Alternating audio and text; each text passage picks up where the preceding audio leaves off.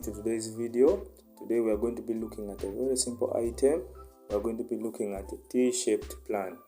This is a simple T-shaped plan that we are going to be looking at. So before we go more into our video of today, please, if you're new to this channel, don't forget to comment, like and subscribe. So first thing first, we are going to look at the ground floor plan of the T-shaped plan that I have designed for us today. So first thing first, we are going to start with our rooms. Our rooms are self-contained.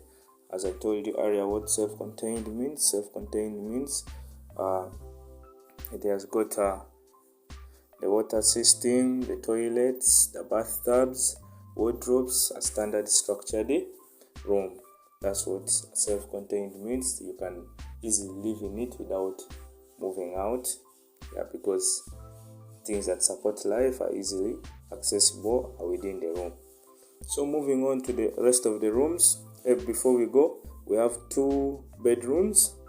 Moving on to the rest of the rooms, we have a living room. You can see how the sofas are well arranged. From the living room, you move on to the dining where you take your meals, lunch, breakfast, supper, evening tea, morning tea, either way you want to call it. From the dining, we have the kitchen. That's where the meals are prepared. And in the kitchen, you can see its fittings. It has its wardrobes. It has the sink. I think the sink where you all wash the utensils and all do the rest of the kitchen work. You can see the stoves. Yes, so that's the kitchen. And we have our second bedroom on the top, which is also self-contained, similar to that of the first room. So moving on, coming on the outside, we have the porch, which is well known as the shade. This way you come outside, get some fresh air, pass your time and have a good time outside. So moving on to the next thing, I stood on the left hand side of the pictorial of the ground floor plan to generate for us our pictorial elevation diagram. As you can see, I designed our building of today in a sky blue and some white. That's what I had in mind. As you can see, the design is very neat and clean. So that's the pictorial elevation diagram that we have from the left hand side of the ground floor plan. So moving on to the next, we have the front elevation.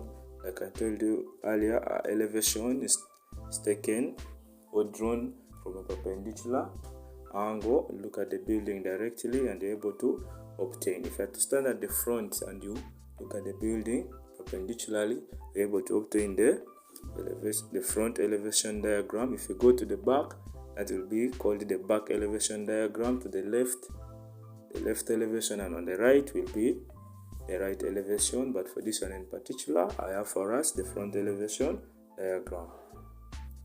So moving on, we are going to look at the cross sections. First thing first, we're going to start with the horizontal cross section. This one is taken by sectioning line A to A. If you go back to the plan, you will see sectioning line labeled A to A prime. So that's the sectioning line for the horizontal cross section. Like I told you earlier, a cross section, this helps us to